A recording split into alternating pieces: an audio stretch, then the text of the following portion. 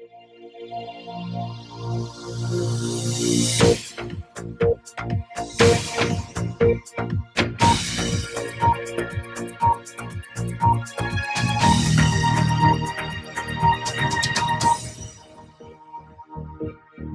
will be talking about the 3 GCSE students who crossed the border into Turkey and then entered Syria near the Kilis border crossing. The 3 girls from Bethnal Green Academy, only 15 and 16 years old. We are now going over to Charlie, who is interviewing Lisa. For crossing the border into Syria. It's their decision, but to be honest, I think they're not really thinking what they're getting themselves into, because it can be quite serious, and they don't always understand the situation. I mean, just because someone comes up to you and says, oh, we're going to this really cool place, and says all of the advantages and stuff, are you just going to go with them? Is that really smart? I don't think so. The British men aged 17 and 19 were stopped from travelling to Syria from Turkey and were arrested. The Metropolitan says they have now been released on bail. Next we have Louise interviewing Mrs. Bullough. Ideas on how we could prevent ISIS from contacting Muslims in the UK. Well, I have ideas, but I don't know if they'd be legal. For example, one thing is to monitor communications, if possible, coming in and out of that state, or by known contacts of ISIS. So you'd know exactly who they were contacting, you'd be able to see what's going on, you'd be able to close them down.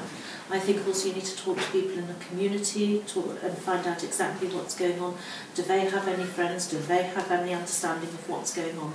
Otherwise, we're not going to be able to find out exactly how we can help, who's being contacted and how to prevent it. The first time incidents like this have happened, when was the first time you heard of stuff like this occur? I think it's been going on for a couple of years now, and certainly I think the one that made the first news was a private school girl from Glasgow who went over a year ago. I think has been married and since had a child. They also had the twins from Bristol who were lured, if you like, over there with the promises of an Umrah and a better Islamic life. So I think they've got about 60 girls over there at the moment, so I think it's been going on for some time. And obviously not just from Britain, but from all over Europe. I think that younger girls, especially Muslim girls, need to know what's going on and be taught how to be aware of the situation. I absolutely do. I think it's very important. It's addressed within society, at schools, within mosques, and really, quite frankly, within the home. I mean, when you think about it, people are telling schools and what they do, but those girls are only at school, what, from 9:30 to, say, 3:30 every day, 6 hours. The rest of the day, they're at home, within the family and within the community.